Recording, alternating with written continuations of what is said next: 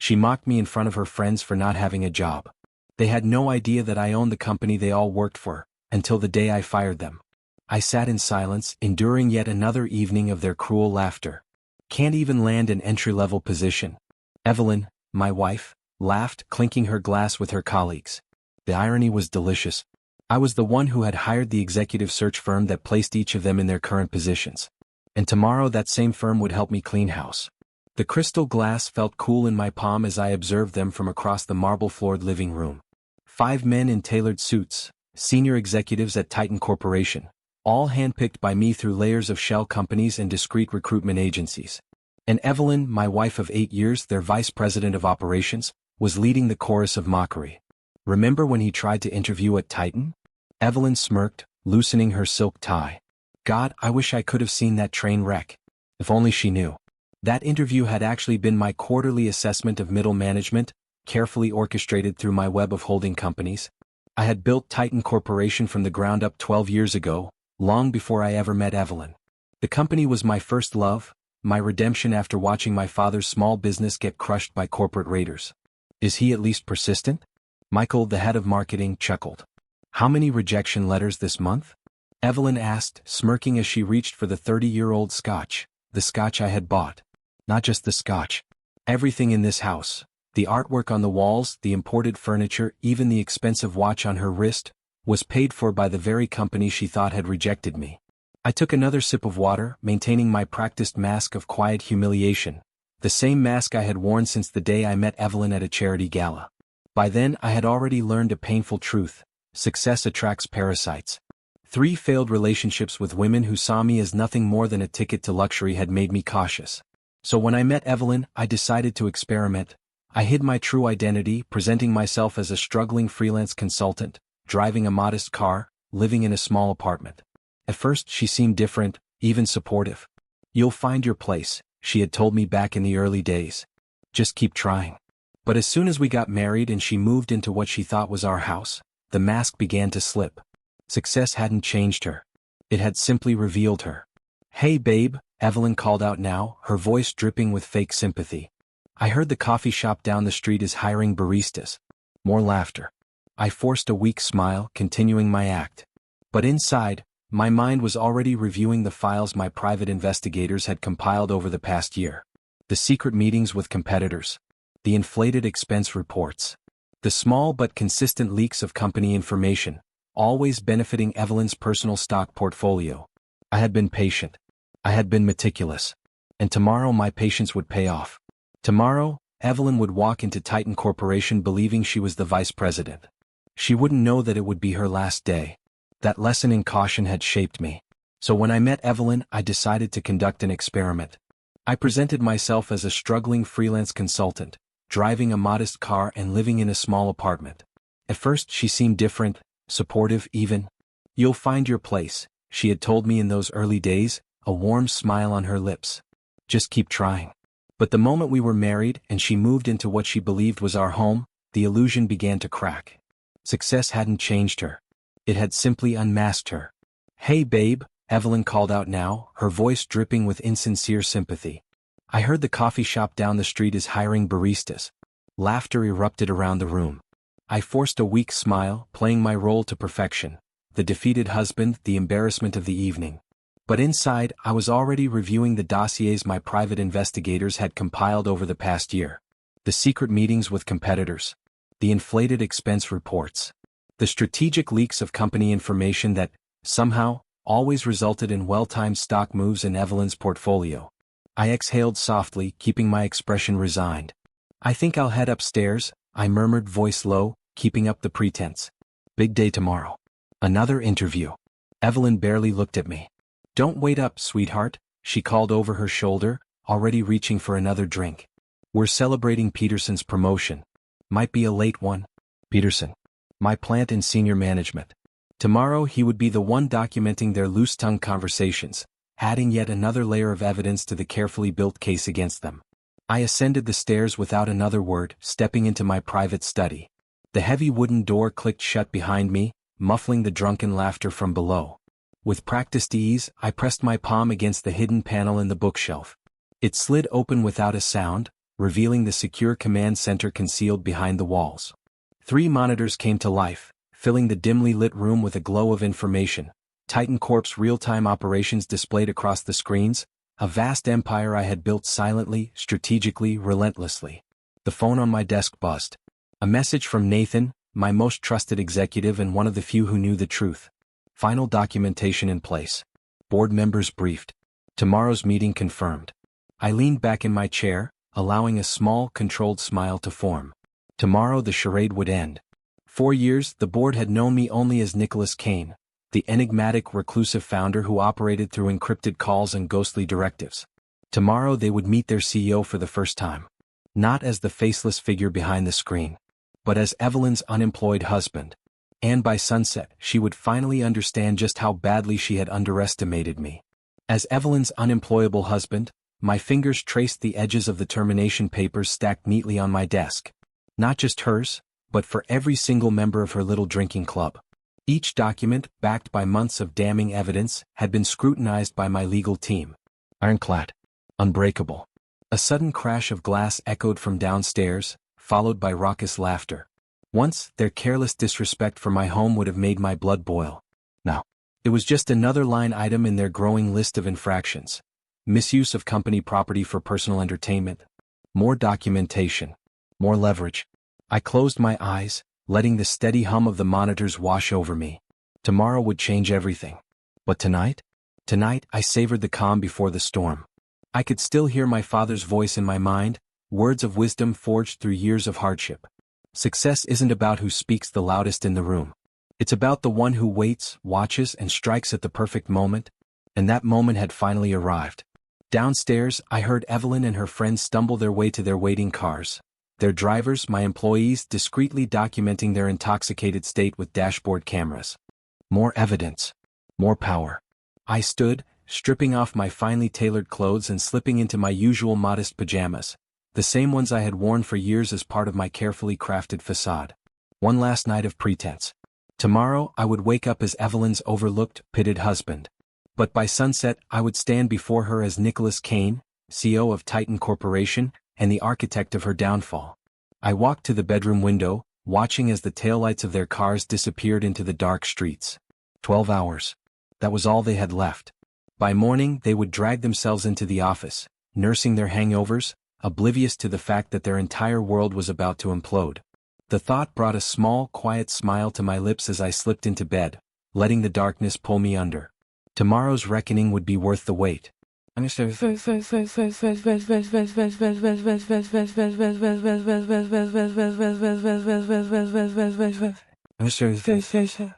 Morning.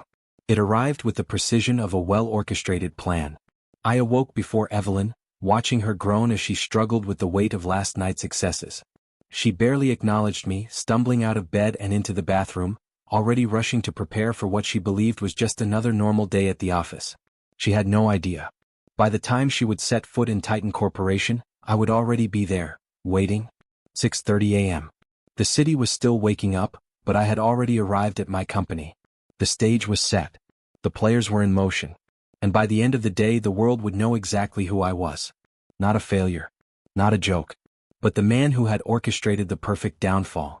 At 6:27 a.m., I entered Titan Corporation through the service entrance, dressed in an intentionally forgettable navy suit from a department store, a far cry from my usual custom-tailored wardrobe.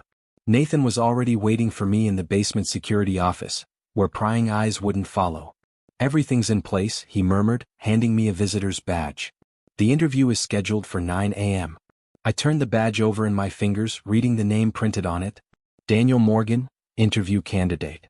4 years I had run my company through encrypted messages, boardroom proxies, and security feeds. But today I needed to see the rot firsthand. I gave Nathan a small nod. "And Evelyn's team?" "Regular morning meeting at the same time," he confirmed. "Peterson will keep them occupied." "Perfect." I straightened my cheap, wrinkled blazer and stepped out of the office, blending into the sea of hopeful job applicants. The waiting game. I sat in the lobby, arriving an hour early like an eager candidate desperate to make a good impression. The security guard barely glanced at me, too busy greeting the stream of executives arriving for their day of reckoning. Evelyn walked in at 8:45 a.m., heels clicking against the polished marble floors. She didn't even look at me. I watched her from behind my prop reading material, a copy of the company's annual report. A document I had personally signed off on. "Mr. Morgan?" A voice pulled my attention away. Thomas, the HR representative, stood before me, right on schedule. I recognized him from his file, competent, but too eager to please the executive team. "Please follow me," he said with that subtle tone of condescension, reserved for candidates they had already decided not to hire. 8:50 a.m. A lesson in arrogance. The elevator ride to the HR floor was filled with empty small talk, the same meaningless corporate pleasantries I had engineered into the company's culture years ago. Great weather today. Traffic wasn't too bad this morning. All while employees nodded politely at me, the man they assumed was just another desperate applicant. Thomas led me through the open office layout I had designed years ago, oblivious to the irony. "We'll start with a brief skills assessment," he explained, followed by a panel interview with some of our team leaders. His tone carried that same dismissive certainty. I could already tell, they had no intention of hiring me. The skills assessment was insultingly simple, basic problem-solving exercises that I could have completed in my sleep. I deliberately made small mistakes, just enough to appear competent but unremarkable. Through the glass walls I saw Evelyn and her team in their morning meeting, laughing about something. Probably another poor candidate they had decided to toy with. My grip tightened around the pen in my hand. Enjoy your laughs while you can. Because in just a few hours I would wipe those smirks off their faces forever.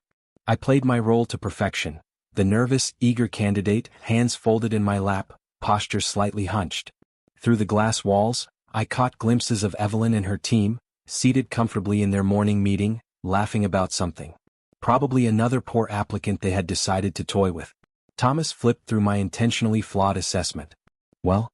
he muttered, a hesitant pause before delivering the inevitable rejection. "This is interesting." His tone spoke volumes. They had already made up their minds. "Let's move on to the panel interview." I followed him down the hallway to a conference room with a stunning panoramic view of the city, a view I usually enjoyed from my private office 24 floors above. Inside, 3 middle managers sat waiting, their expressions dripping with arrogance. I knew each of them. Their salaries, their performance histories, their dirty little secrets, all neatly documented in my private records. "Mr. Morgan," one of them finally said, not even bothering with introductions. "I see you've been between jobs for some time." I let my shoulders drop slightly, adopting a hesitant, uncertain demeanor. "Yes," I replied softly, adding a hint of tremor to my voice. "It's been challenging in this market." The second interviewer barely glanced up from his phone before delivering his next line. "And what makes you think you're qualified for a position at Titan Corp?" I launched into the carefully crafted backstory we had prepared, a mix of real qualifications, masked beneath apparent desperation. I watched as their expressions shifted. Not with interest, not with consideration, but with thinly veiled condescension. They had already decided my fate before I even walked through the door. Just like they had done to countless other qualified candidates who didn't fit their perfect mold. Through the glass walls I caught sight of Evelyn passing by. She did a double take, pausing mid-stride. For a brief second, confusion flashed across her face. Then realization dawned. And she smirked. I watched, expressionless, as she pulled out her phone. A moment later the interviewers' phones buzzed simultaneously. I didn't need to see their screens to know exactly what she had messaged them. A mocking commentary about her pathetic, unemployed husband embarrassing himself in yet another failed job interview. I forced myself to look away as though I hadn't noticed. The rest of the interview was a masterclass in corporate cruelty. The subtle jabs, the exchanged glances, the barely concealed yawns. I documented every microaggression, every violation of HR policy, while maintaining my carefully crafted mask of nervous optimism. "Thank you for your time," Thomas finally said, standing. His tone made it painfully clear, there would be no second interview. "We'll be in touch." Was. I stood, clutching my portfolio, and walked toward the elevator, my performance complete. Just as I reached the doors, I heard Evelyn's voice drifting from around the corner. "No way, that was your husband?" A chorus of laughter. "Man, he really is desperate. Did you see that cheap suit?" More laughter. The elevator doors slid open, but I didn't step inside. Instead, I let a small, knowing smile curl at the corner of my lips. They had no idea. In just 30 minutes I would walk back into this building. Not as a pathetic job applicant, but as Nicholas Kane, CEO of Titan Corp. And by the end of the day, Evelyn and every single one of them would be begging for mercy. A suit from Target, probably? Laughter erupted behind me. I didn't stop. I let their mockery fuel what was coming. Inside my pocket, my real phone buzzed. Nathan. Board members arriving early. Legal team standing by. Security in position. Everything was falling into place. I veered off course, slipping into the nearest restroom. In the last stall, exactly where Nathan had left it that morning, a garment bag hung neatly on the hook. Inside was my real armor, a meticulously tailored Tom Ford suit, polished Oxford shoes, and the CEO's security badge, one I had never worn in public. I shed the disguise of Daniel Morgan, the failed job applicant. In his place, Nicholas Kane emerged, the true power behind Titan Corp. The sound of their laughter still echoed in my mind, but now, it only strengthened my resolve. In 30 minutes I would walk into the boardroom. Not as an interviewee. Not as Evelyn's pathetic husband. But as their superior. I checked my reflection one last time in the mirror, adjusting the silver cufflinks that once belonged to my father. Success is silent, he used to say, until the perfect moment to roar. That moment had arrived. I stepped out of the restroom, shoulders squared, posture commanding. For the first time, I walked through my own building as Nicholas Kane, CEO of Titan Corp. Let them stare. The real show was about to begin. 11:30 a.m. The ascent. The sharp, deliberate click of my polished shoes against the marble floor reverberated through the hallway.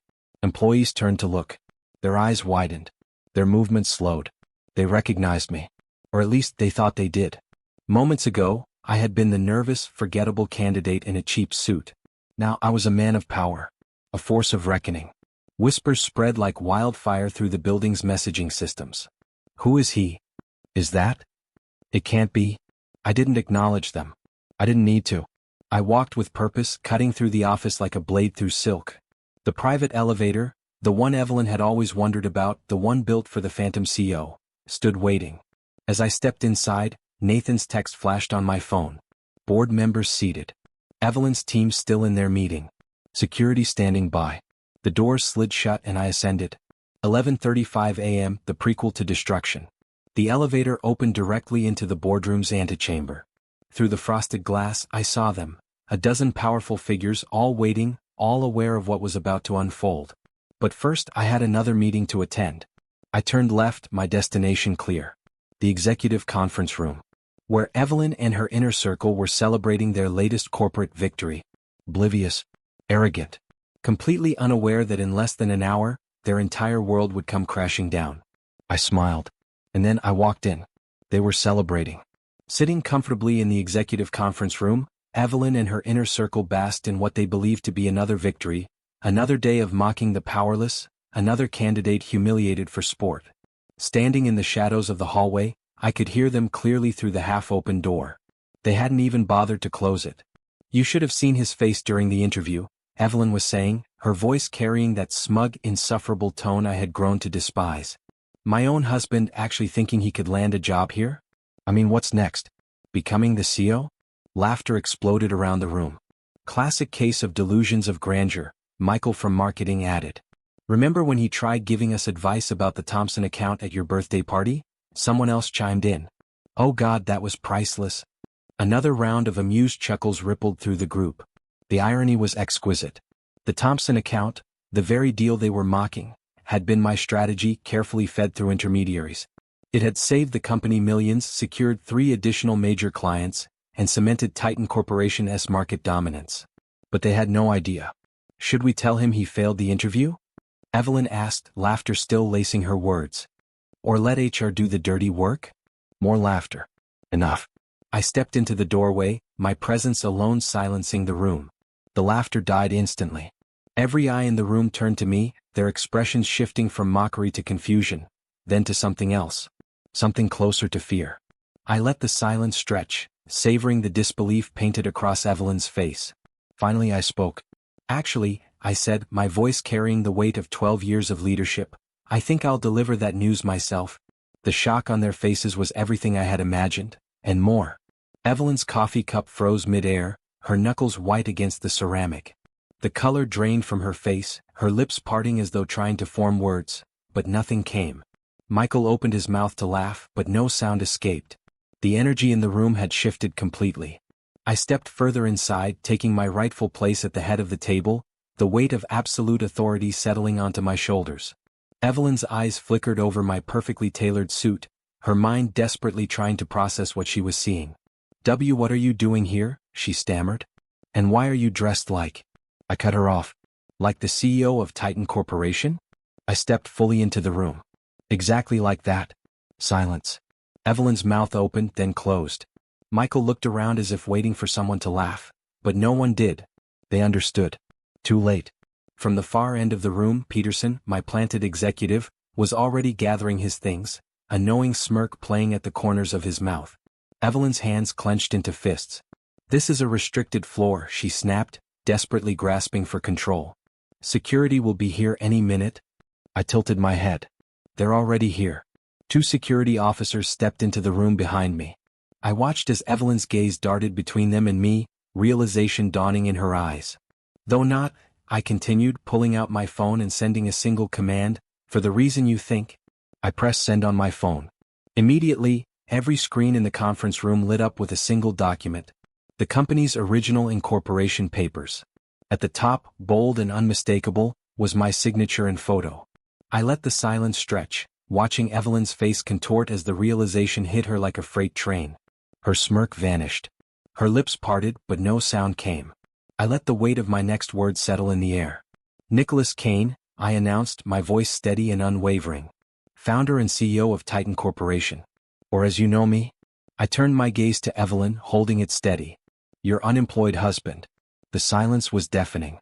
Evelyn's face, once flushed with arrogance, had gone ghostly white, her hands gripping the edge of the table so hard her knuckles turned pale.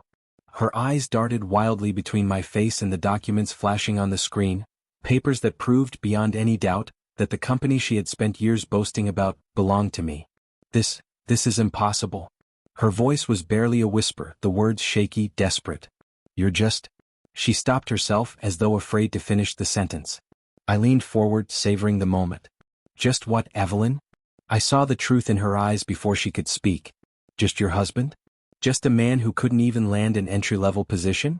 I let the words hang between us before I calmly walked to the head of the table, my table, and sat down. Resting my hands on the polished surface, I met each of their gazes in turn. "Tell me," I said smoothly, voice laced with a cold bite of truth, "how does it feel to realize you've been mocking your own boss for years?" A beat of silence. Then chaos. Michael, the marketing director, shot up from his chair, his face drained of color. The chair screeched against the marble floor, the sound slicing through the heavy silence like a blade. I should go," he stammered. "Sit down." My voice cut through his panic, steady and commanding. Michael froze mid-step, his eyes darting to the security guard standing by the door. Slowly he sank back into his seat, his breathing shallow, rapid. "None of you are going anywhere just yet," I continued, pressing another button on my phone. The screen shifted. Now, playing in high-definition clarity was a compilation. Security footage. Email exchanges. Recorded conversations. Every joke, every mockery, every moment of cruelty they had inflicted on employees they deemed beneath them. The color drained from their faces as they watched themselves, laughing, sneering, belittling. The evidence was indisputable. I tilted my head slightly, observing their squirms of discomfort. "An interesting management style you've developed," I mused. Evelyn shifted in her chair, her fingers gripping her sleeves, but she said nothing. "A culture of bullying, discrimination, harassment." I let the words sink in, my gaze sweeping across the table. "Did you really think I wouldn't notice?" I paused, letting the footage continue rolling, months, years of evidence piling up before their eyes. "Did you think I wouldn't care about how you treated people you considered beneath you?" A strangled cough from Evelyn's side of the table. Then her voice, thin, brittle. "Nick, honey?" I turned my gaze to her, sharp and unreadable. "Nick, we can explain," she tried, slipping into that sickeningly sweet tone she always used when trying to talk her way out of trouble. Desperation was beginning to seep through her composure. "Oh, I think you've explained enough," I cut her off, my voice quiet but lethal. I leaned back in my chair, watching them squirm under the weight of their own actions. "In fact," I continued, "you've been explaining for years." I turned to Michael, the same man who had mocked me relentlessly during the interview. "Every dinner party." My gaze shifted to Evelyn's closest ally, the HR director, whose name I barely cared to remember. "Every social gathering." Then finally my eyes landed on Evelyn. Every company event. I let the silence settle. You've made your character crystal clear. I stood, smoothing my suit, the sharp elegance of the fabric feeling like armor against the weight of the moment. The board is waiting next door, I said, adjusting my cufflinks. I let my gaze sweep across the table one last time, letting the words hit with finality. To formalize what you've already accomplished yourselves? I let a small, satisfied smile ghost across my lips. Your immediate termination for cause. All of you. Shock rippled through the room. Evelyn jerked upright, her chair scraping backward. You can't do this, she protested, her voice thin, frantic. I'm your wife. I turned to her then, finally, the weight of 8 years crashing between us like a tidal wave.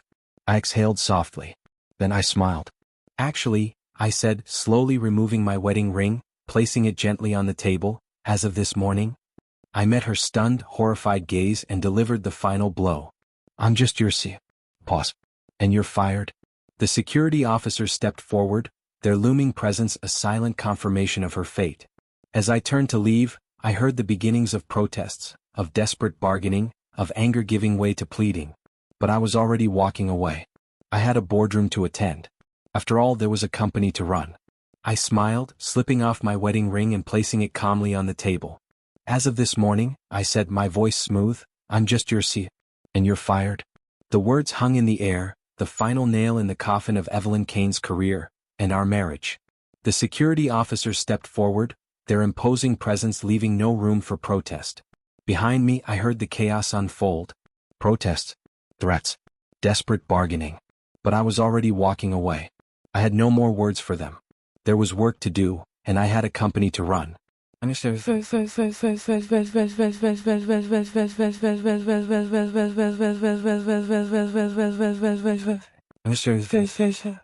The boardroom, the true seat of power. The board meeting was swift and decisive.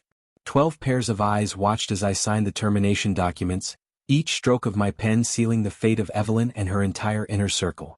Their expressions were a mix of admiration and shock, seeing for the first time the elusive CEO of Titan Corporation in the flesh.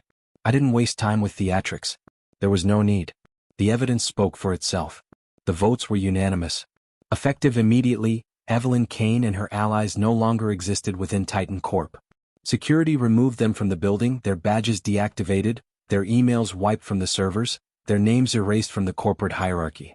By the time the meeting adjourned, they were already ghosts.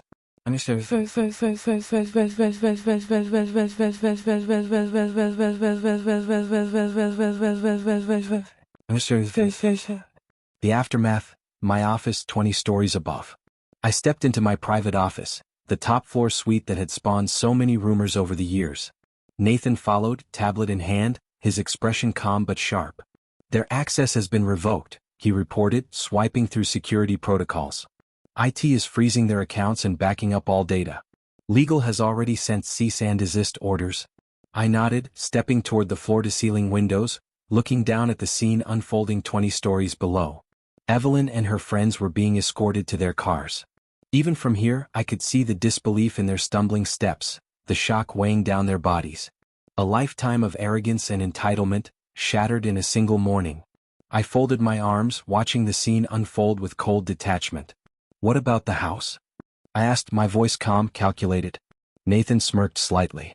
The security team is already there, changing the locks. Your personal belongings have been moved to the penthouse as planned. As for Evelyn's things, he paused, allowing himself a small, satisfied smile. They'll be delivered to her mother's house by this evening. I let out a quiet exhale, the irony of it all settling deep in my chest. 4 years, Evelyn had bragged to her mother about how she had supported me through my career struggles. How poetic, then, that her belongings would arrive on her mother's doorstep. Without her, without status, without power. And the divorce? I asked, though I already knew the answer. Nathan tapped his tablet. The papers are being filed as we speak. The prenup you had her sign is ironclad. She thought she was protecting her assets, never realizing she was signing away any claim to yours. I let the words sink in, feeling nothing but satisfaction. A notification flashed across my screen. Evelyn was already trying to do damage control. She had taken to professional networks, carefully crafting a statement about strategic differences with Titan Corp. A weak attempt to rewrite the narrative. I smiled, leaning back in my chair. She had no idea what was coming next. I watched as Nathan's team swiftly countered Evelyn's damage control attempt with a single, decisive move. A carefully worded press release outlining Titan Corporation's zero-tolerance policy for workplace harassment and discrimination. There was no room for spin, no alternative narrative. Evelyn and her entire circle of exiled executives were now corporate pariahs. I glanced at my screen. Her LinkedIn profile still lists her as VP of Operations, I noted. Nathan's fingers flew over his tablet. Not anymore. Within seconds, her title vanished. She no longer had a career. No longer had a position. No longer had power. I exhaled slowly and sat down at my real desk, not the hidden workspace in my study at home, but the one that had always been mine. I began reviewing the contingency plans we had prepared. Because Evelyn and her friends weren't stupid. Wounded pride would soon give way to anger. And anger leads to retaliation.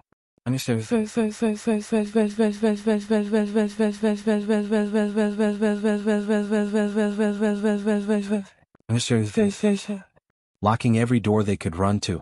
Nathan spoke, his tone cool and assured. Their non-competes are already activated. They won't be working in this industry for at least 3 years. We've also notified all major competitors about the circumstances of their termination. No reputable company will touch them. I nodded. Good. I pulled up the security footage from their exit interviews. Evelyn, still in denial, threatening to expose me, though she had nothing to expose. Michael, breaking down in tears the moment he realized his stock options were worthless. The others? A sad mix of begging and threats. I barely gave them a thought. Their projects? I asked. Nathan didn't hesitate. Peterson has already assembled transition teams. No critical operations will be affected. I nodded in approval, but Nathan hesitated. I'd still suggest we audit everything they've touched in the last year.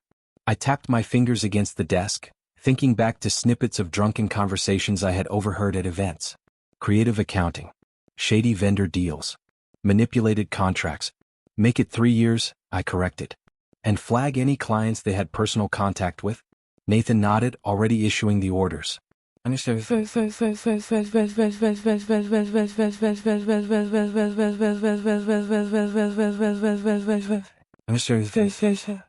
fool's last attempts. My phone buzzed. Evelyn. Using her personal number. I watched as her call joined the growing list of blocked numbers. She wasn't the only one. Her friends had tried too. Probably hoping to negotiate some kind of settlement, some kind of last-minute deal. I had nothing left to say to them. Nathan glanced at me. Should we issue a company-wide statement? I leaned back in my chair, considering the ripple effects already moving through the building. By now everyone would know. The whispers were already spreading through every department, growing more dramatic with each retelling. The story of how Evelyn Kane had spent years mocking her unemployed husband, only to find out he was her boss. The CEO. The man who fired her. I exhaled, my decision already made.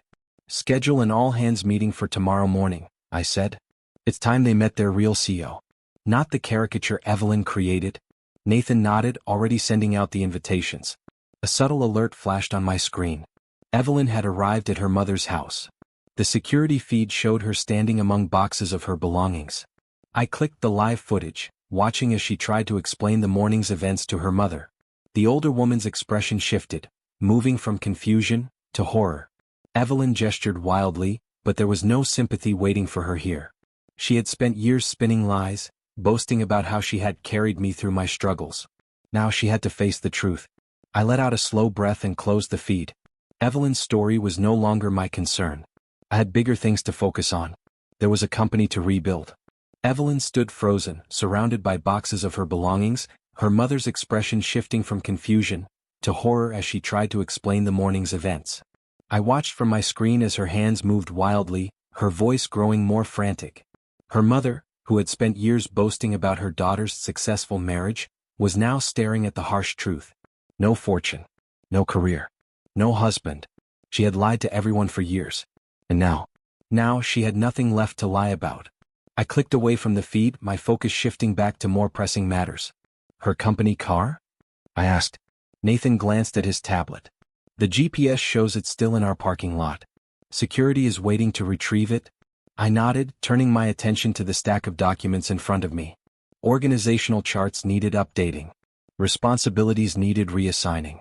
Damage control with major clients had to begin. Every trace of Evelyn and her friends had to be wiped clean. But before I could dive in, Nathan hesitated. "One more thing," he said, his tone softening slightly. "The charity gala next month? The one where you met Evelyn?" My jaw tightened. The irony wasn't lost on me. "Cancel my RSVP," I said, then after a pause added, "but double the company's donation." Anonymously. Nathan nodded, making the adjustment without another word. A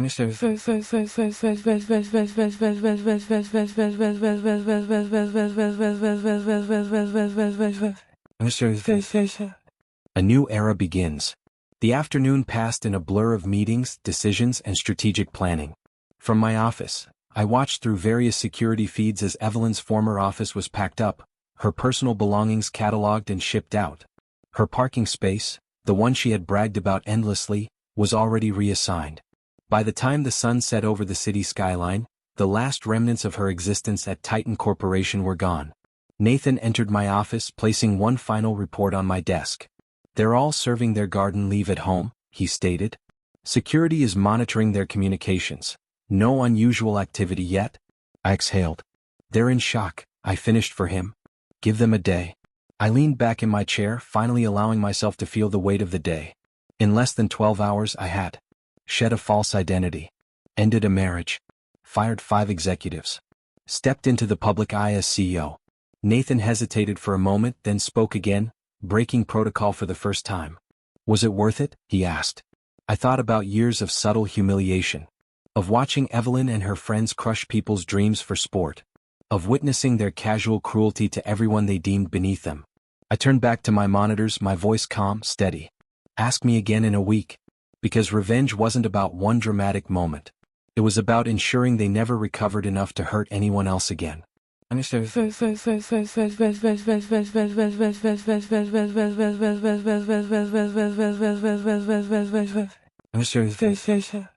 The next morning, 10 a.m.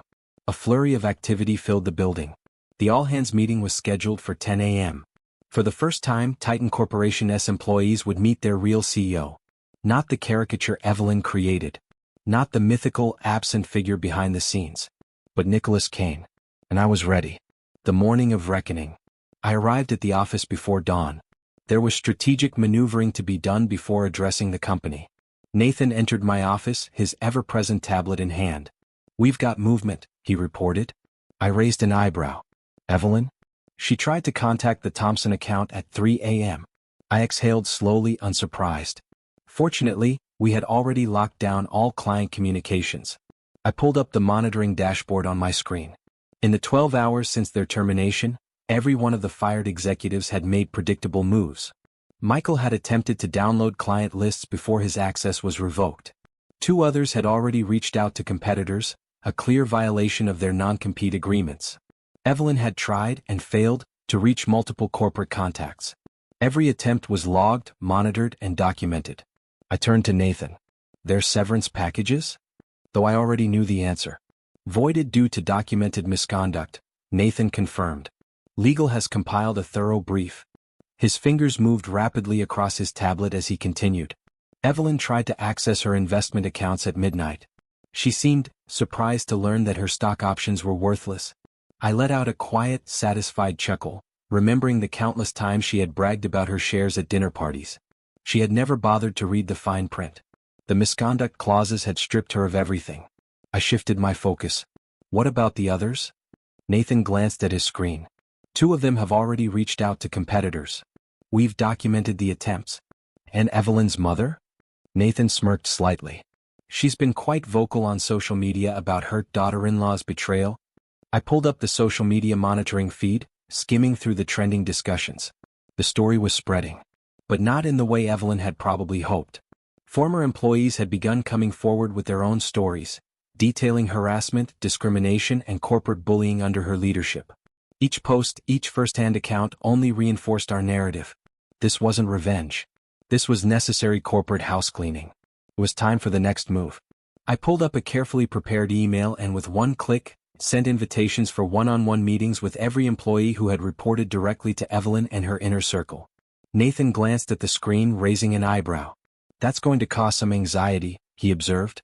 I stood, adjusting my cufflinks, my voice calm. Good. I want them off balance. I turned to the security team. Have them do another sweep of Evelyn's office. Check for any hidden documents or devices.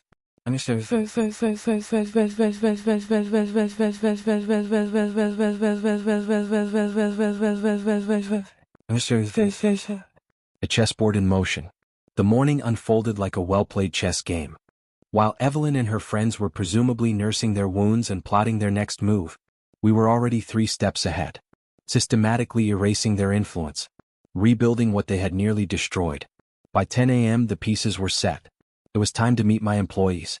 Not as Evelyn's unemployable husband, not as a rumor or a shadow figure, but as Nicholas Kane, CEO of Titan Corp. And this was just the beginning. 9:45 a.m., preparing for the moment of truth. I stood before the mirror in my private bathroom, making final adjustments to my appearance. The man staring back at me bore no resemblance to the jobless failure Evelyn had mocked for years. Today's armor? A steel gray Armani suit, sharp and impeccably tailored. A watch that had belonged to my father. Cufflinks that spoke of quiet, but unmistakable, power. Nathan entered, his expression composed but alert. The auditorium is full, he reported. Everyone's waiting. I nodded, gathering my thoughts.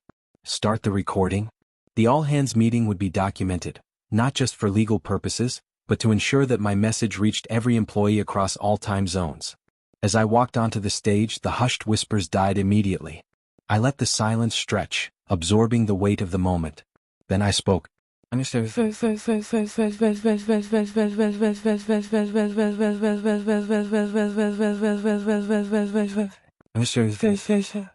"10 a.m. the unveiling. Good morning." My voice carried easily through the sound system, firm and unshaken. "I'm Nicholas Kane, founder and CEO of Titan Corp." I let that sink in. "Some of you knew me as Evelyn Kane's husband. Today you'll know me as your leader." The silence was absolute. In the front row, I saw the HR team squirming, probably remembering yesterday's sham interview. I let my gaze move across the room, ensuring that everyone felt the weight of what was coming next. Yesterday we terminated 5 executives for cause. You've all heard the rumors. Yes, one of them was my wife. Yes, it was because of documented misconduct, harassment and abuse of power. A sharp intake of breath rippled through the audience. I paused, letting the statement settle. Then I continued. But today isn't about them. It's about us. About the company we're going to build moving forward. I outlined my vision for Titan Corporation, methodically dismantling the toxic culture Evelyn and her allies had cultivated. New reporting structures. Enhanced HR protocols. Anonymous feedback channels. Each announcement was a calculated move in our corporate chess game, restoring trust, reclaiming the company. Finally, I concluded. My door is open. Not metaphorically, literally. Starting today, any employee can schedule time with me directly. No gatekeepers. No filters. A beat of silence, then tentative applause. It grew. Stronger. Genuine. I left the stage, walking off as the company's true leader.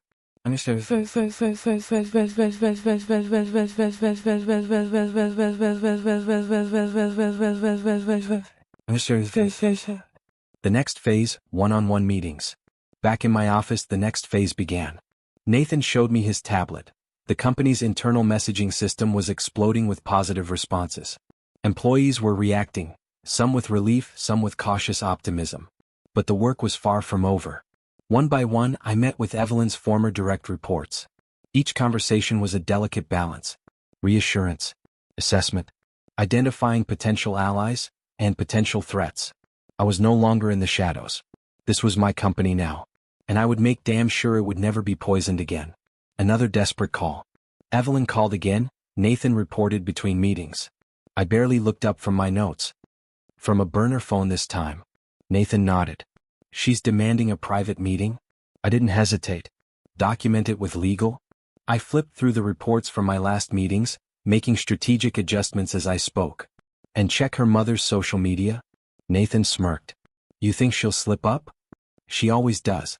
Evelyn's mother had a habit of oversharing. If Evelyn was plotting something, the clues would be there.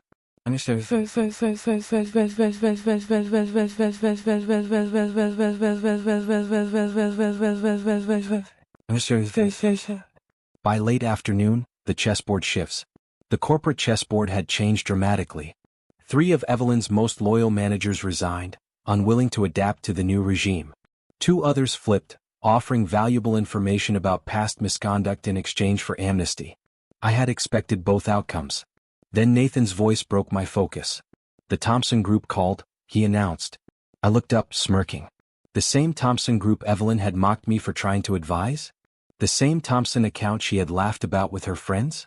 "They want to meet the real CEO." I leaned back in my chair. "Schedule it for tomorrow?" Then I added, "And send them the presentation I prepared last month, the one Evelyn rejected outright." Nathan didn't bother to hide his grin. "Consider it done."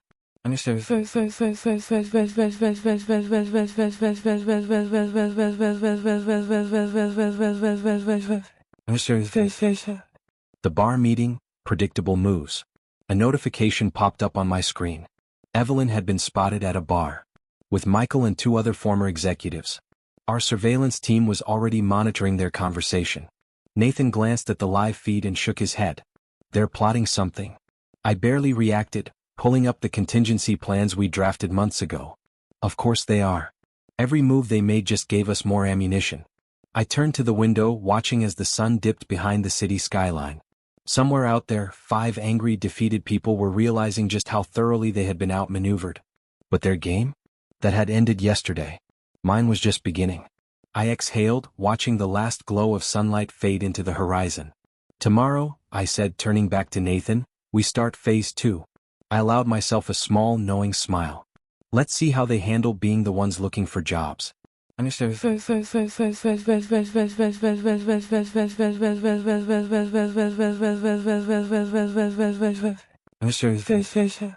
Dawn, the aftermath begins. The first light of morning found me reviewing surveillance footage from the bar where Evelyn and her cohorts had gathered. Their angry conversation, fueled by expensive scotch, had provided exactly the evidence we needed to strengthen our legal position. I took a sip of my coffee, barely reacting as Nathan walked in, carrying 2 fresh cups. "They're planning to sue," he announced, setting a cup down beside me. I accepted it, hiding my smirk. "Evelyn contacted 3 law firms this morning." I reached for my tablet. "Show me." Nathan pulled up the morning surveillance report. Evelyn had indeed been busy, making desperate calls, searching for any leverage she could find. But there was one small problem. Each firm she had contacted? They were already subtly connected to Titan Corp. I let out a quiet, amused exhale. "She really doesn't know when she's already lost." Nathan chuckled. "No, she doesn't." I set my cup down and closed the report. Let her try. Because at the end of the day, a lawsuit only works when you actually have something left to fight for. And Evelyn Kane? She had nothing. Another desperate attempt. Nathan's voice remained steady as he scanned through the latest updates. Evelyn's attempts to retain legal counsel keep hitting a wall. Any firm she reaches out to runs into immediate conflicts of interest. Thanks to our network of shell companies, I didn't bother hiding my satisfaction. "She should have read the fine print," I muttered, scrolling through my own reports. Nathan continued, unfazed. "She's also been reaching out to our major clients. Particularly the Thompson Group." I barely glanced up. "Forward me the recordings." Moments later, Evelyn's voice filled my private office, playing through my discreet speaker system. Her tone was still confident, still entitled. She was spinning the same story, trying to convince our clients that she had been wrongfully terminated, that her husband had manipulated his way into power, and that Titan Corporation was now in jeopardy under my leadership. Pathetic. I exhaled, turning to Nathan. "And Mr. Thompson's response?" Though I already knew. Nathan played the next clip. Thompson's voice was cold. "Evelyn, your husband's proposal last month? The one he dismissed?" Pause. "Yeah. We found out about that." Another pause. Then the final blow. "Don't contact us again." The audio cut off, leaving behind a silence that felt heavier than the words themselves. I leaned back, allowing myself a small, satisfied smile. Evelyn had spent years positioning herself as the powerful one, the one who made the real decisions. Now the truth was catching up to her.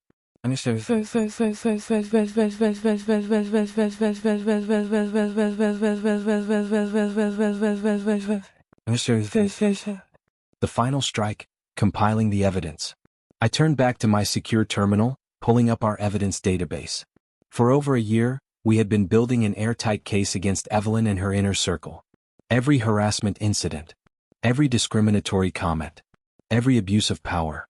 Meticulously documented. Nathan studied my screen, then cleared his throat.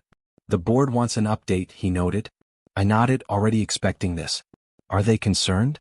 More like cautious. They want to make sure there's no potential blowback. Schedule a meeting for this afternoon, I instructed. And bring me everything from the last 3 years, emails, meeting recordings, expense reports. It's time to show them exactly why this house cleaning was necessary. Nathan nodded, stepping out to make the arrangements.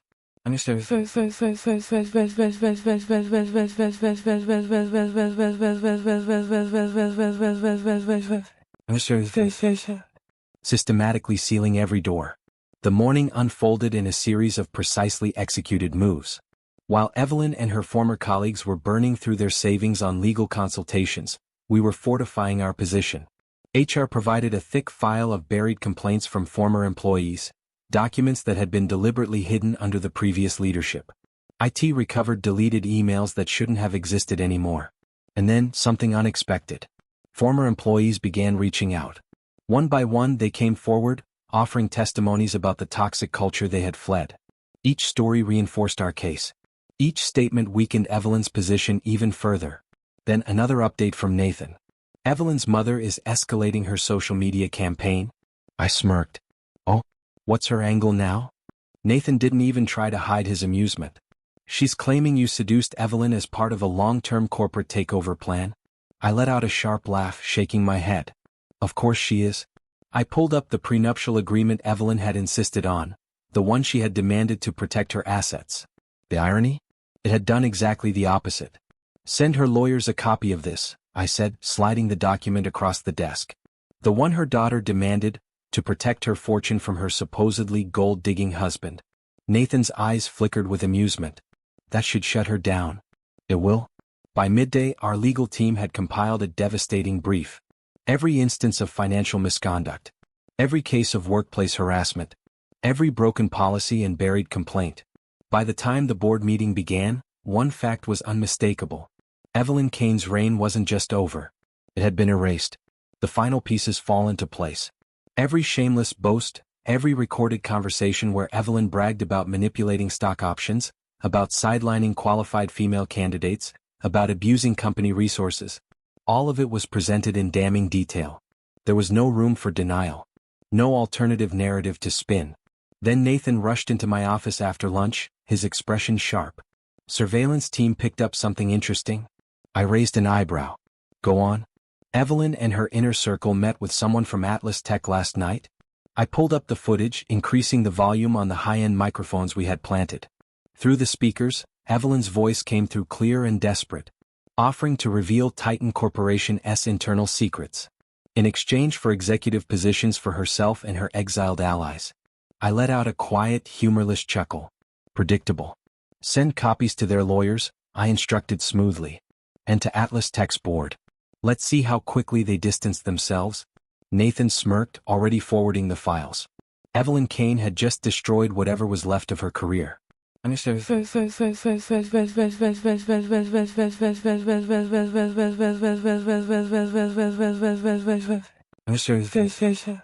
The boardroom, an execution in corporate warfare. The afternoon board meeting was a masterclass in corporate strategy. One by one I laid out the evidence. Every reason each terminated executive had to go. With every damning file, the board's initial concerns dissolved. They weren't just comfortable with the terminations. They were relieved. And then for the final blow. There's more, I announced, pulling up financial records. We've traced irregular payments through their expense accounts. The SEC would be very interested in some of these transactions. A murmur rippled through the boardroom. This wasn't just corporate misconduct. This was federal-level fraud. And then a final, unexpected twist.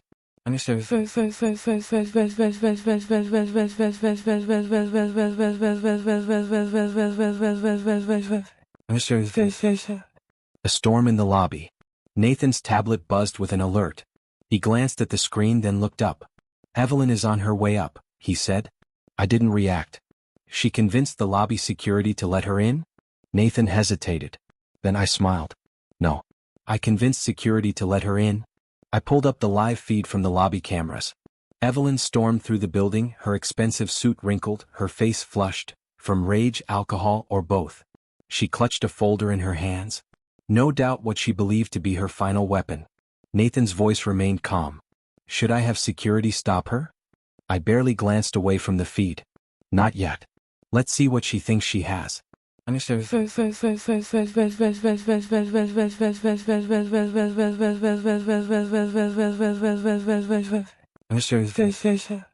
The last stand. Minutes later, the boardroom doors flew open. Evelyn burst in, her breath ragged, her eyes wild. For a fleeting moment, there was triumph in her expression. Then, she saw me, calmly seated at the head of the table. The boardroom full of silent, unmoving faces. Her confidence wavered. But she clutched onto her performance. I have proof, she announced, waving her folder like a sword. Proof that he orchestrated this entire thing? I stood, slowly, deliberately. My voice was steady, unshaken. You mean proof that I founded this company? Built it from nothing? Ran it successfully, while you took credit for my strategies? I took a measured step forward. Or proof that I documented your misconduct for years, while you mocked my supposed unemployment? The board members watched silently, the weight of irrefutable truth pressing down on the room. Evelyn's breathing grew uneven. The folder shook in her grasp. You trapped me, she whispered. I tilted my head. No, Evelyn. My voice was calm, controlled. You trapped yourself. Every decision. Every betrayal. Every miscalculation. She had set the board, and I had moved the pieces. She had thought she was playing the game. She had never realized she was just another piece on my board. And the game? It was already over. The final blow. I held Evelyn's gaze, my voice steady. Every time you belittled a candidate, every time you pushed aside a qualified woman, every time you laughed about your unemployed husband, you built this case against yourself. I nodded toward Nathan, who tapped his tablet. The room screens lit up with undeniable proof. Years of Evelyn's misconduct played out in high-definition clarity. Emails, audio recordings, expense reports, surveillance footage. Every moment she thought she was untouchable. She watched, her face paling as the evidence scrolled past. The room was silent except for the sound of her own sins replaying in front of the board. I let the weight of it settle before I spoke. Your choices are simple. Leave now. Respect the non-compete agreement, and keep whatever dignity you have left. I leaned forward slightly. Or fight, and watch as every detail of your behavior becomes public record. Evelyn opened her mouth, but I cut her off. Security. I pressed the button on my desk. 2 officers stepped forward. Please escort Miss Kane out. And this time, revoke her lobby access. The moment the guards moved, Evelyn's bravado cracked. She knew this was over. As security led her out, she turned back, eyes burning with one last desperate look of defiance. I didn't blink. I didn't flinch. And then she was gone. I exhaled, turning back to the board. Now, about those irregular financial transactions.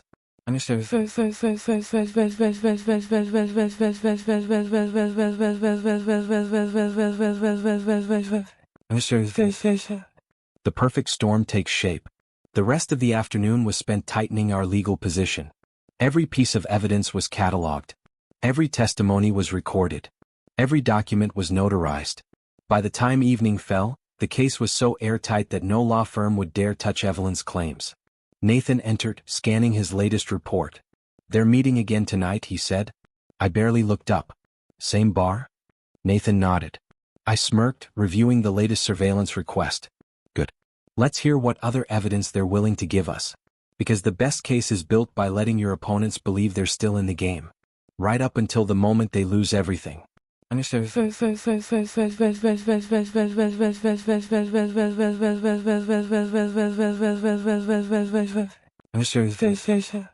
The confession that sealed their fate. The bar surveillance proved more valuable than we could have ever hoped. Drunk on expensive whiskey and wounded pride, Evelyn and her former allies spent hours talking freely, unaware of the high-quality microphones recording every word. Play that section again, I instructed Nathan the next morning, leaning forward in my chair. The recording played through the speakers in my office. Evelyn's slurred voice filled the room. Remember that merger last year? Pause. The one that made us look like geniuses? Another pause. Then she laughed. Well, let me tell you how we really pulled that off. And what followed. A detailed, drunken confession of insider trading. Names, dates, dollar amounts. Enough to bury them. I leaned back, absorbing the magnitude of her mistake. She hadn't just destroyed her career. She had incriminated herself beyond recovery. I turned to Nathan. Send this to legal. And notify the SEC anonymously. Nathan's fingers flew across his tablet. Consider it done. A new alert flashed on my screen. Nathan glanced at it and let out a small chuckle. Evelyn has already started selling her personal stocks. Pause. The others are following suit. I smiled. Perfect. They think they can escape the storm. They have no idea.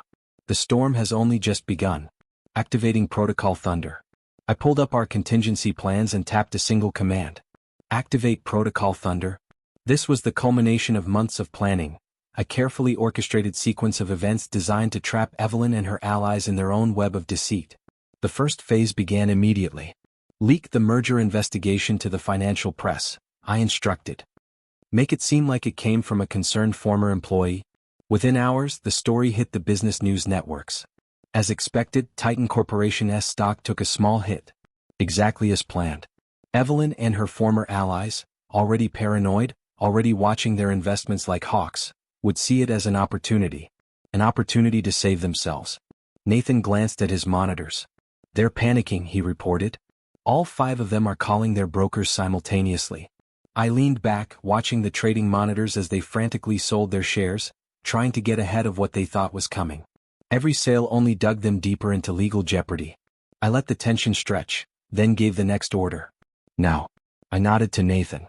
Release Phase 2.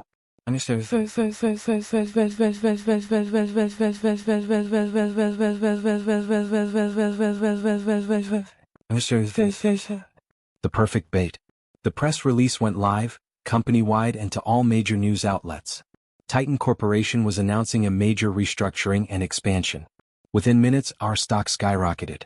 But Evelyn and her former executives had already sold at a loss. A clear-cut case of market manipulation based on insider knowledge. Nathan's phone buzzed. He glanced at the screen, then looked up. Mr. Thompson from the Antitrust Commission is on line 1. I didn't hesitate. Put him through. A calm, measured voice filled the room. Mr. Kane, we've received some very interesting information about last year's merger. I smiled. Yes. We've been conducting an internal investigation. Pause. Then I delivered the final blow.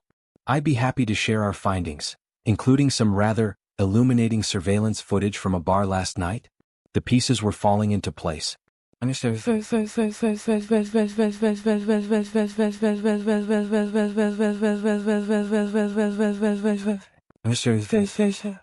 The collapse. By midday, the SEC had opened a formal investigation into Evelyn and her allies' trading activities. The Antitrust Commission was reviewing the merger. And Titan Corp's stock price was soaring as the market reacted to our expansion announcement. Nathan's tablet flashed with a new alert. He glanced at it, then met my gaze. Evelyn is trying to leave the country. I arched an eyebrow. And? Nathan smirked. Her passport was mysteriously flagged at the airport. I allowed myself a small, satisfied smile. How unfortunate.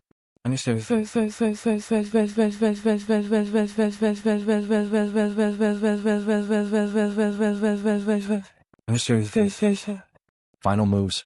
I stood, gazing out at the city skyline, knowing that somewhere, Evelyn Kane was realizing she had no way out. No company. No influence. No money. And now, no escape. Nathan's voice broke the silence. And the others? I turned back to him, expression calm. Let's find out. Because in chess there was only one way to end the game. Checkmate. The breaking point. Nathan scanned his latest report. Michael is having a breakdown in his broker's office. I barely reacted. Expected. 2 more are meeting with criminal defense lawyers. I smirked. A little late for that. Nathan continued, his voice steady. The last one is attempting to delete his email history. I exhaled, shaking my head. Not realizing we already have everything. Nathan chuckled, swiping through his tablet. They never were the brightest.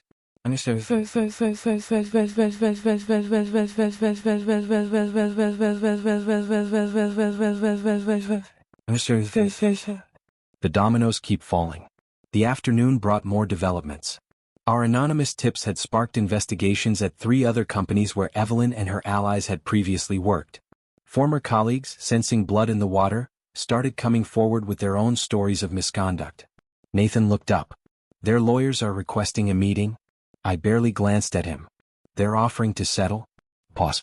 Then I turned back to the latest news coverage, letting the tension stretch. Decline? Nathan smirked. Let them sweat.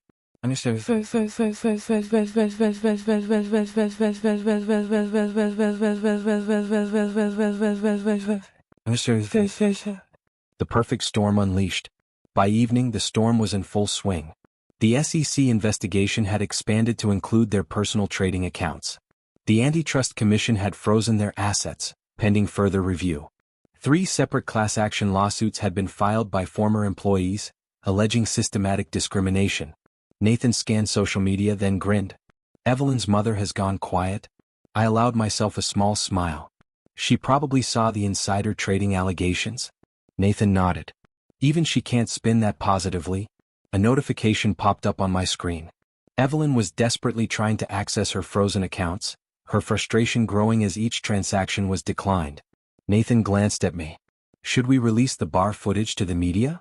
I turned, walking toward the window, hands in my pockets. Not yet. I stared out at the city skyline, the lights flickering like embers of a fire I had started myself. Let's see how they handle tomorrow first. The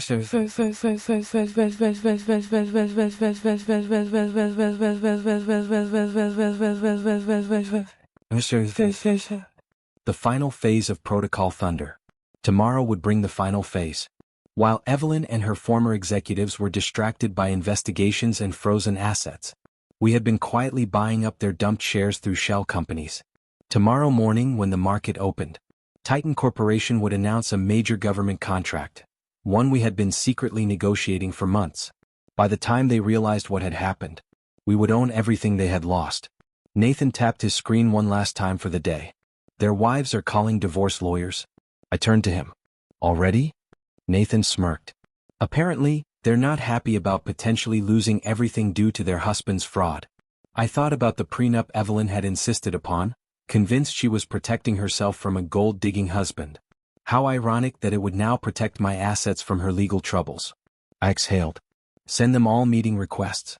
Tomorrow they would finally understand the cost of underestimating me. The final meeting. Send the invitations for tomorrow morning, 9 a.m. sharp. Nathan hesitated. They won't come. I turned from the window, my reflection sharp and unforgiving in the darkening glass. Oh, they will? Because right now, I was their only hope of survival.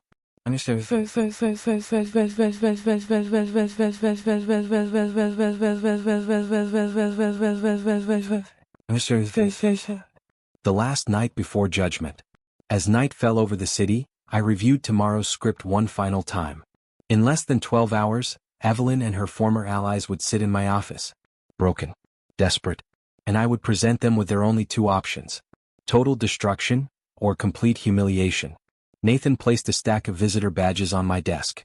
Their security passes are ready. I picked one up, running my thumb over Evelyn's photo. Tomorrow then. Because the perfect storm wasn't just about destruction. It was about forcing your enemies to see the lightning before the thunder struck. The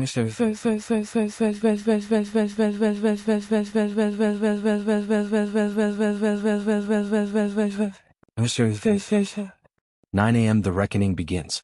The clock struck 9 with the precision of a well-orchestrated symphony. One by one, Evelyn and her former colleagues shuffled into my office. Shadows of their former arrogant selves. Their expensive suits were wrinkled, their faces hollowed from sleepless nights and mounting pressure. I let the silence settle, then spoke. Gentlemen. I remained seated behind my desk, my voice calm. I believe you've all had an interesting week. Evelyn couldn't meet my eyes. Michael was visibly trembling. The others? They stared at their visitor badges as if they couldn't quite believe how far they had fallen. I stood, adjusting my cufflinks. The board is waiting. I gestured toward the door. Shall we? They followed me, like condemned men walking toward their execution. The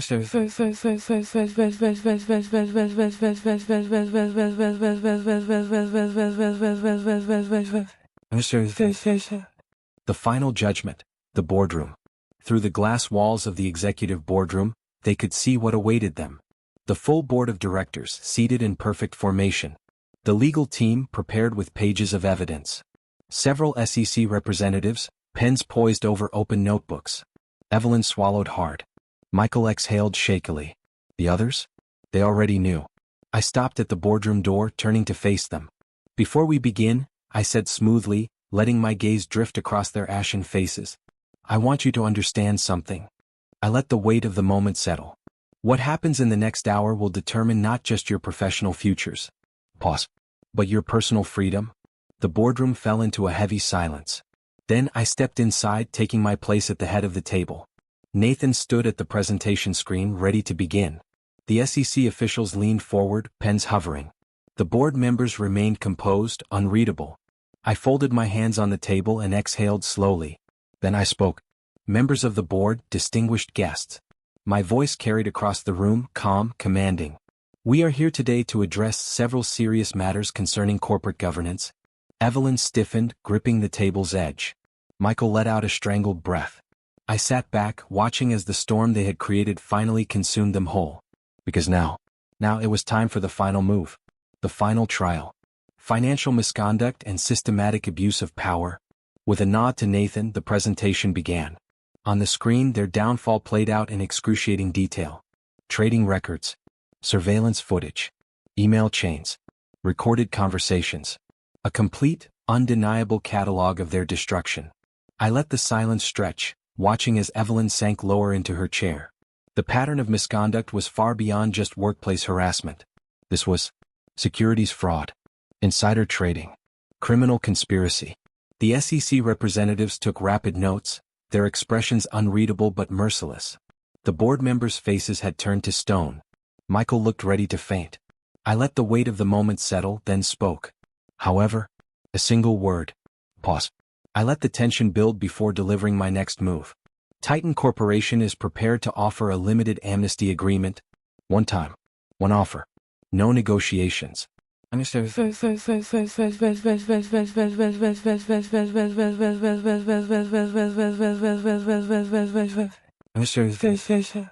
A glimmer of hope. A last chance at survival. 5 heads snapped up. Hope, laced with suspicion, flickered in their desperate eyes. Nathan distributed thick document folders across the table. Their final chance. The terms are simple, I said smoothly. Full cooperation with all investigations.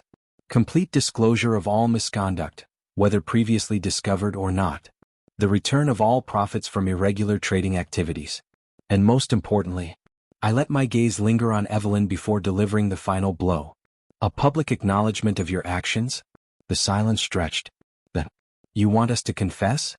Evelyn's voice finally broke the tension. It cracked on the last word. I didn't flinch.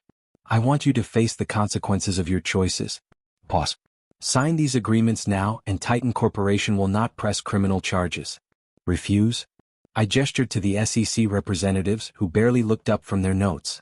And the SEC has enough evidence to ensure you all spend considerable time in federal prison? Understood.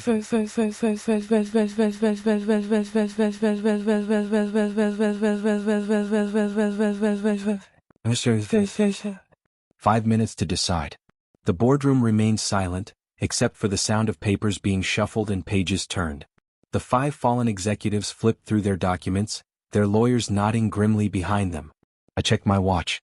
You have 5 minutes to decide. The room erupted in desperate whispers, panicked exchanges between disgraced executives and their legal teams.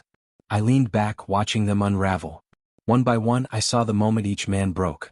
Their hands shaking as they reached for pens. Their signatures appearing on the documents, a formal, binding confession of their crimes. 1, 2, 3, 4. And then, Evelyn. She hesitated, the pen trembling in her grip. Her eyes met mine across the table. For a moment, I saw what little fight she had left, a final act of defiance. But then, just like the others, she crumbled. Her signature appeared, shaky but complete. She pushed the folder across the table, her gaze locked onto mine. And in her eyes, I saw the final death of the person she used to be. The final move. Evelyn's defeat was absolute. She understood, completely, irrevocably, just how thoroughly she had been outplayed. I gathered the signed documents, stacking them neatly. Then I smiled. Excellent. I turned to Nathan. Escort them to individual conference rooms. They'll begin their depositions with the SEC representatives immediately. Security led them away, their footsteps dragging, their once powerful presence reduced to nothing. I watched without emotion. Then I turned to the board. Now, let's discuss the future of Titan Corporation.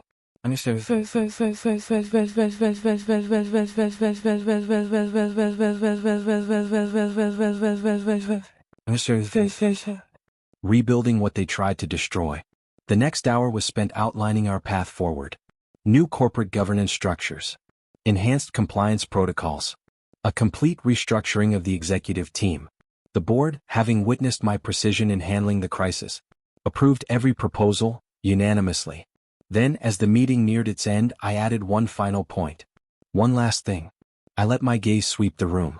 I wanted on record that every employee affected by the previous management's discrimination will be reviewed for reinstatement or compensation. A moment of silence. Then, the board's approval was immediate. It was a small price to pay to avoid the publicity nightmare I had just saved them from.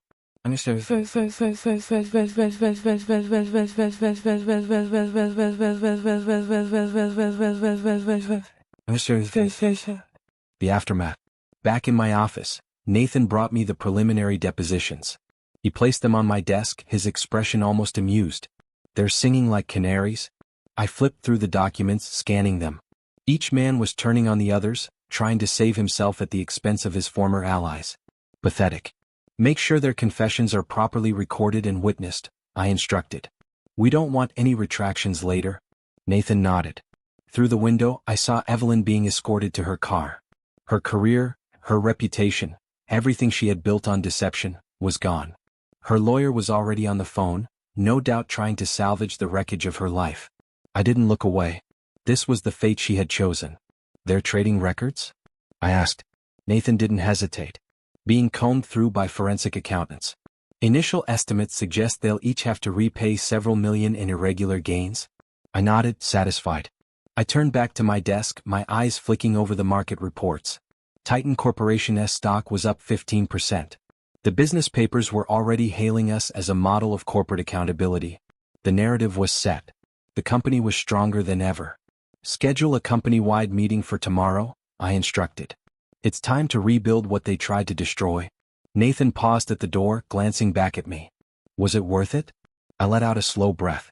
I thought about years of watching them crush dreams. Years of them bullying subordinates. Mocking anyone they deemed beneath them. Then I turned back to my computer, ready to prepare for tomorrow. Ask me again in a week. Because this wasn't just about revenge. This was about ensuring they never rose again. And I wasn't done yet. The aftermath, a new beginning. I leaned back, watching the city skyline through my office window. The real victory wasn't just revenge. It was restoration. It was about ensuring that the people they had harmed finally got their justice. Nathan stood by the door watching me. Ask the people who got their jobs back, I said. Ask the women who no longer have to fear harassment. Ask everyone who thought justice would never come. Because in the end, the best revenge wasn't just punishment. It was change.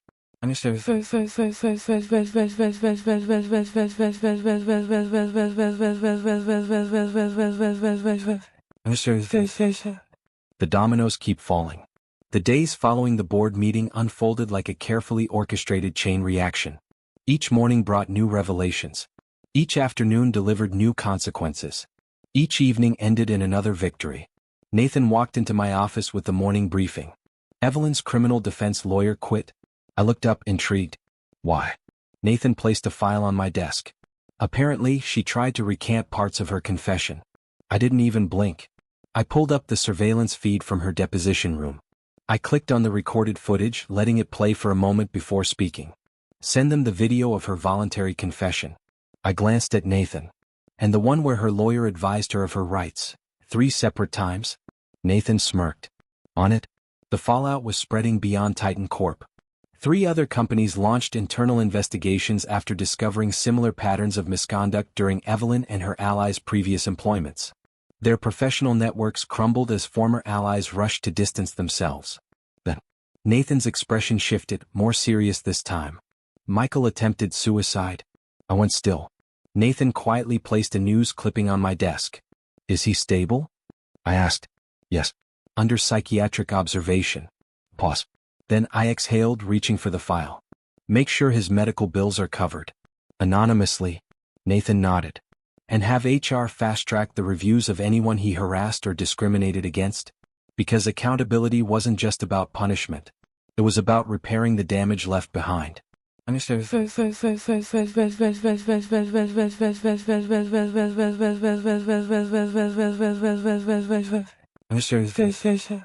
The public response, a story too big to ignore. The media was having a field day. Business journals were running in-depth exposés on toxic corporate culture. Women's magazines wanted interviews about breaking the glass ceiling. Tech blogs were analyzing how the Phantom CEO orchestrated such a perfect takedown. Then Nathan pulled up another video. Evelyn's mother gave an interview. I watched as the woman who had once boasted about her successful daughter now tearfully apologized for enabling her behavior. The interview ended with her announcing a donation to workplace harassment prevention programs. I leaned back, considering the irony. Even she couldn't defend her daughter anymore. And her wife. Nathan's lips twitched slightly. Filed for divorce this morning? Pause. Along with the wives of 3 others. They're all claiming they had no knowledge of what was happening. I almost laughed. The people who had once stood beside Evelyn and her allies were now abandoning them just as quickly.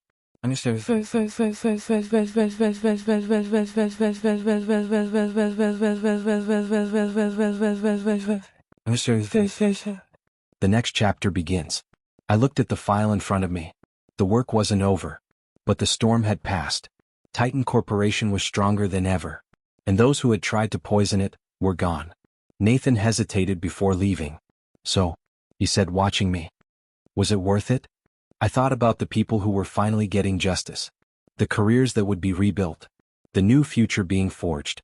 I met his gaze. Yes. Every second of it. The final collapse. No escape. I turned to the window, watching the city below. Somewhere out there, Evelyn Kane was probably sitting in her mother's guest room, watching her world implode. Her assets were frozen. Her reputation destroyed. Her marriage over. Her future, an endless maze of legal proceedings. She had spent years controlling people's fates. Now she had lost control over her own. The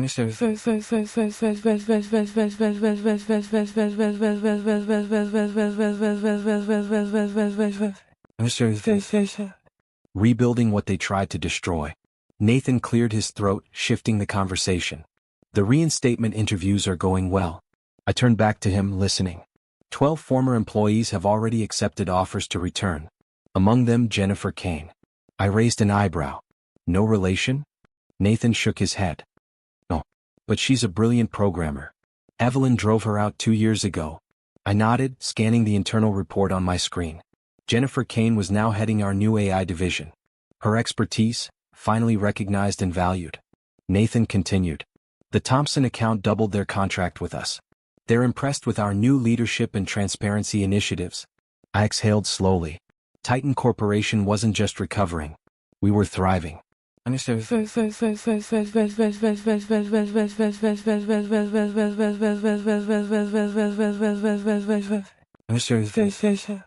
The investigation expands. A notification popped up on my screen. Another former employee had gone public with their story. This time, it was someone from Evelyn's previous company, describing a pattern of behavior that stretched back years. Nathan scanned his tablet. The SEC investigation is expanding. They're looking into every company Evelyn and her allies ever worked for. I pulled up our secure database, reviewing the evidence we had gathered. Emails. Financial records. Testimonies. Everything. Send the investigators everything we have, I said. Every document. Every recording.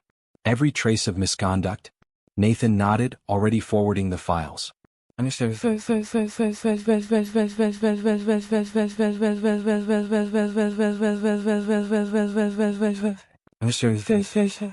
Social exile, the consequences beyond business. The professional fallout was only the beginning. The social consequences were proving equally devastating. Country club memberships revoked. Board positions at charities quietly resigned. Private school admissions for their children, suddenly waitlisted. Nathan scrolled through his tablet, shaking his head. They're being blackballed from every executive position on the East Coast. I wasn't surprised. The whistleblower websites are full of stories about them. One after another, people they had bullied, mistreated, or discarded were coming forward. Their legacy wasn't power anymore. It was shame.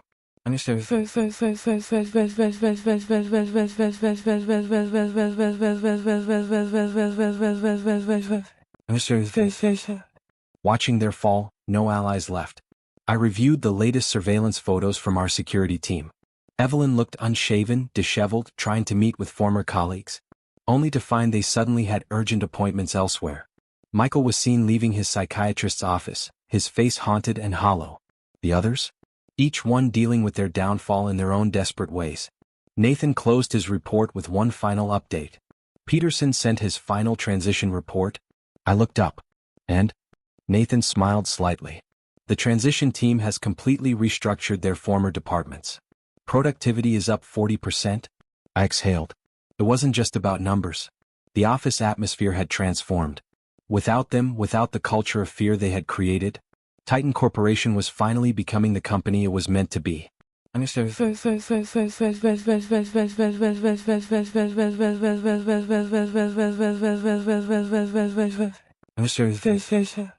The future begins now. I leaned back, absorbing the moment. The work wasn't done, but the worst of the storm had passed.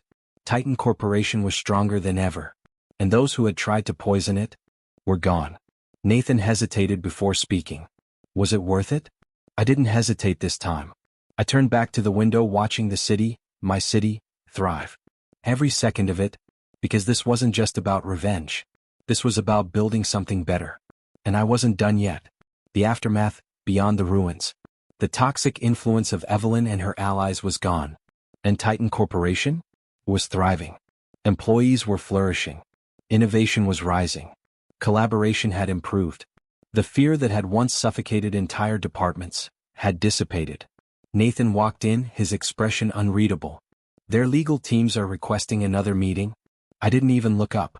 They want to discuss additional cooperation in exchange for lighter penalties. I let the silence stretch before I responded. Too late. I turned back to my desk, unfazed. They had their chance at amnesty. Actions have consequences.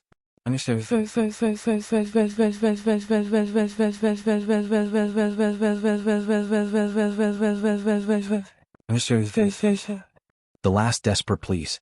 A message flashed across my screen. Evelyn. Attempting to contact me. Again. A new email account. A new attempt at negotiation. Like all her previous messages, it was automatically archived for the legal team. And blocked. Nathan smirked. Persistent, isn't she? I barely reacted. Desperation always is. And her belongings? Nathan's smirk widened slightly. Still in storage. Her mother's house is apparently too small for her essential collection of luxury items. I let out a quiet exhale. The irony wasn't lost on me. Evelyn, who had once mocked people for shopping at department stores, who had ridiculed those who drove modest cars, who had looked down on anyone living within normal means. Now she was learning the true value of things, and the real cost of arrogance. The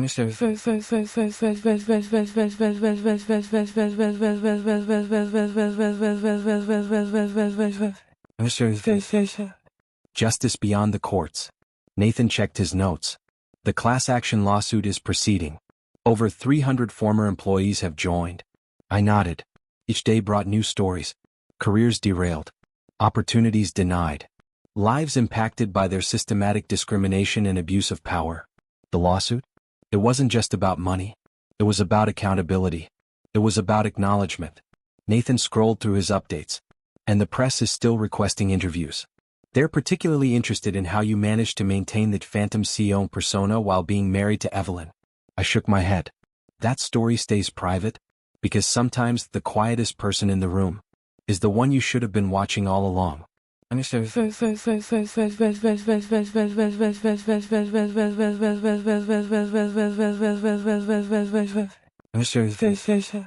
The next phase is rebuilding from the ashes. I exhaled slowly. Schedule the follow-up board meeting for next week. Nathan nodded. Phase 2? I looked up at him. It's time to implement the next stage of our corporate restructuring. As Nathan left, I turned back to my screen. One last time, I reviewed the latest surveillance photos. 5 people. Once so powerful, so untouchable, so arrogant. Now, shadows of their former selves. Their fall from grace wasn't just professional. It was complete. It was irreversible. Because the true fallout of revenge isn't just in the initial explosion. It's in the radioactive aftermath. The kind that ensures nothing can ever grow in its place.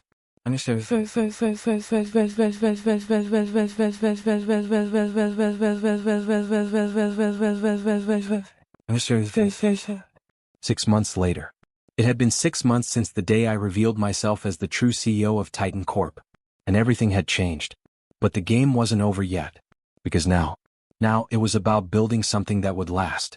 Not just destroying the past, but shaping the future. And this time, I was doing it on my terms. 6 months later, the true legacy. I stood at my office window, watching as autumn leaves scattered across the corporate plaza below. The seasons had changed just as Titan Corporation had changed. Everything Evelyn and her allies had built, the culture of fear, corruption, and entitlement, was gone.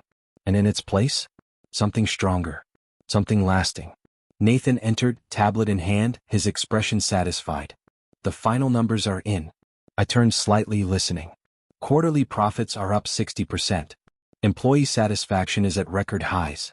And the class action settlement was approved this morning. I nodded, unsurprised. The settlement ensured that everyone harmed by Evelyn and her allies received proper compensation.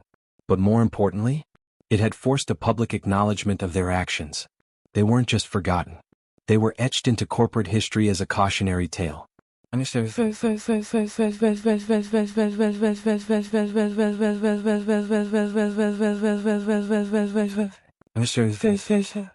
The mighty have fallen. Nathan scrolled through his tablet. Evelyn is working as a junior sales associate at a small electronics store in Ohio. I raised an eyebrow. How? Nathan smirked. His mother pulled some strings. Got him the job.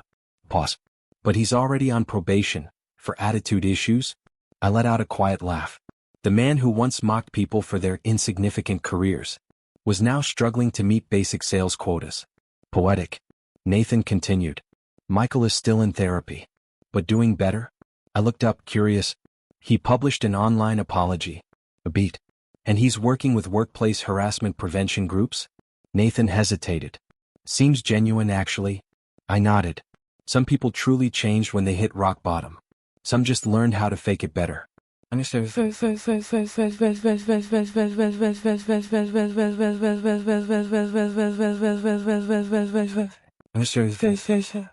Legacies and ironies. I picked up a framed magazine cover from my desk. Last month's Business Week. The headline? Titan Corp's Transformation, a case study in modern leadership. The article had praised our new corporate culture, without ever mentioning the scandal that prompted it. That, in itself, was a victory. Nathan smirked, reading off more updates. One of them is teaching business ethics at a community college. Ironically, I let out a short, humorless laugh. The idea of a disgraced executive preaching ethics was almost too much. Another is working for his brother-in-law's construction company. And the last? Nathan's smirk widened. He moved to Alaska to find himself. I shook my head. Their falls had been spectacular. But that wasn't what I focused on.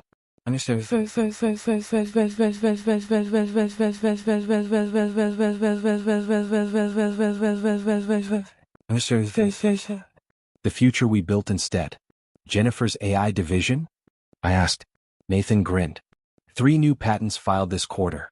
Her team is revolutionizing our entire approach to software development. I exhaled slowly. This was the true victory. Throughout the company, similar transformations had taken place. Departments once ruled by fear were now thriving with innovation. Employees previously sidelined were leading breakthrough projects. The toxic culture Evelyn and her allies fostered was gone, replaced by something real, something built to last. Nathan placed a bottle of vintage scotch on my desk. I raised an eyebrow. From? The Thompson account. A gift. A thank you. I let out a slow breath. Because in the end, this wasn't just about revenge. This was about proving that real leadership isn't built on power games and intimidation. It's built on respect, vision, and the courage to rebuild. I ran my fingers over the label of the bottle, then looked back out at the autumn leaves drifting across the city. A quiet reminder. Seasons change. And so do legacies. 6 months later, no more shadows. A bottle of champagne sat on my desk. A gift. A thank you from the Thompson account. For the new project proposals, for the revolutionary solutions Jennifer's team had delivered. Apparently they solved a problem Thompson's been struggling with for years, Nathan noted. I thought about all the times Evelyn had dismissed Jennifer's ideas, mocked her, made her doubt her own brilliance.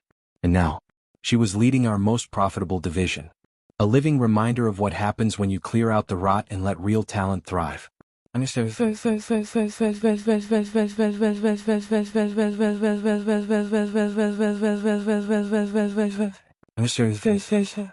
The internet never forgets. Nathan checked his logs. Any recent contact attempts? He smirked. Evelyn tried to reach out through LinkedIn last week. I raised an eyebrow. Still listing herself as our former VP of operations? Nathan nodded. But anyone who searches her name gets quite a different story. I let out a humorless chuckle. The internet never forgets. Every article on workplace harassment. Every exposé on corporate fraud. Every cautionary tale about abuse of power. Their names were etched into all of them. Not as leaders, but as warnings.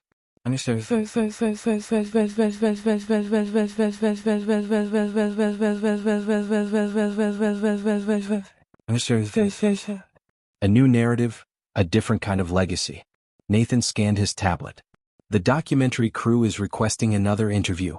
I didn't react. Title? Glass ceiling shattered. Nathan glanced at me. They want to focus on corporate transformation. Women in leadership. I shook my head. Direct them to our successful division heads instead. Jennifer, Maria, Sophia. The ones doing the real work of rebuilding. I wasn't interested in reliving the past. This was about what came next.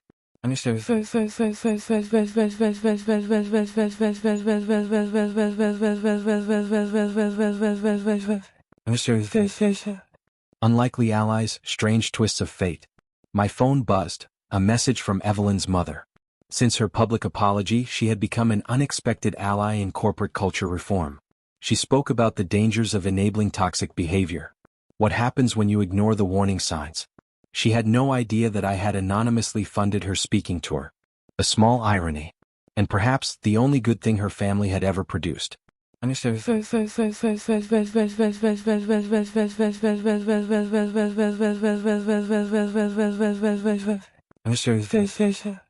No more masks, no more pretense. Board meeting in 10 minutes, Nathan reminded me.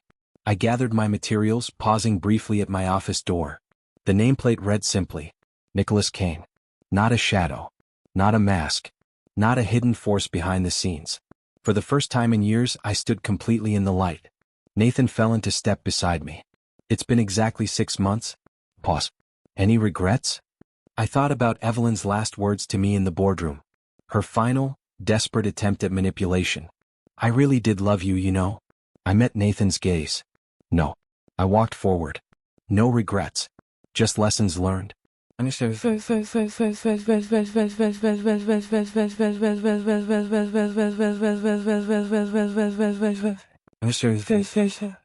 More than revenge, the real legacy. The lessons weren't just about revenge. They were about power, responsibility, and the obligation to use both wisely. To create something better from the ashes of destruction. Nathan smiled slightly. The employee mentorship program has a waiting list. I glanced at him. Really? Turns out people are eager to learn when they're not afraid of being mocked. I let out a slow, satisfied breath. Because in the end, this wasn't about bringing them down. It was about lifting up the people they had tried to keep beneath them. And that was a legacy worth building. The real victory, a legacy of growth. It wasn't Evelyn's fall that mattered most. It was the rise of everyone she tried to keep down. Every employee promoted. Every idea finally implemented. Every positive change that flourished in the space she once poisoned. This was the true victory. Because when you remove the rot from the foundation, something better, stronger, and more lasting can finally grow.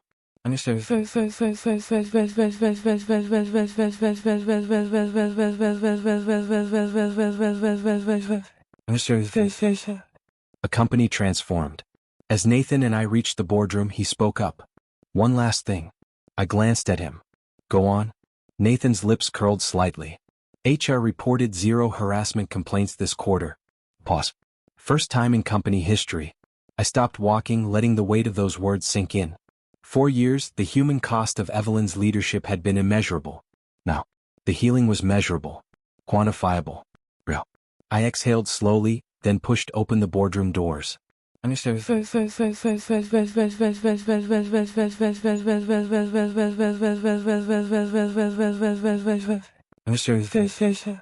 A different kind of leadership. The board members were already seated. These meetings felt different now. No longer about short-term profits and personal agendas. Now they were about collaboration, innovation, long-term growth. The fear of speaking up was gone, replaced by the excitement of possibility. I took my seat at the head of the table, feeling the weight of responsibility and the lightness of vindication. Both equal, both earned. Shall we begin?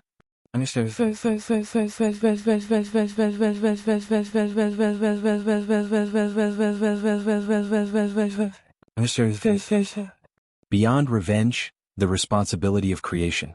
Because in the end, the best revenge wasn't just about destroying what was wrong. It was about building something better in its place. I looked around at what Titan Corporation had become. The energy, the ideas, the people who had been silenced for years, finally leading. This was the real victory. Not Evelyn's fall, but everyone else's rise. I opened my folder, meeting the eyes of my board members. Let's talk about the future. Because after revenge, what remains isn't the satisfaction of destruction. It's the responsibility of creation. And I was ready for both. This story is a testament to the power of patience, strategy, and intelligence. Instead of reacting immediately to humiliation, a silent yet flawless plan was put into motion, waiting for the perfect moment to overthrow those who believed they were in control. This highlights an important truth. The greatest victories do not come from impulsive actions but from the ability to observe, analyze, and strike at the right time. In life, we often encounter situations where we are underestimated or treated unfairly, but reacting hastily only brings temporary results, while a well-thought-out response can change everything. Moreover, the story serves as a lesson about human nature when given power.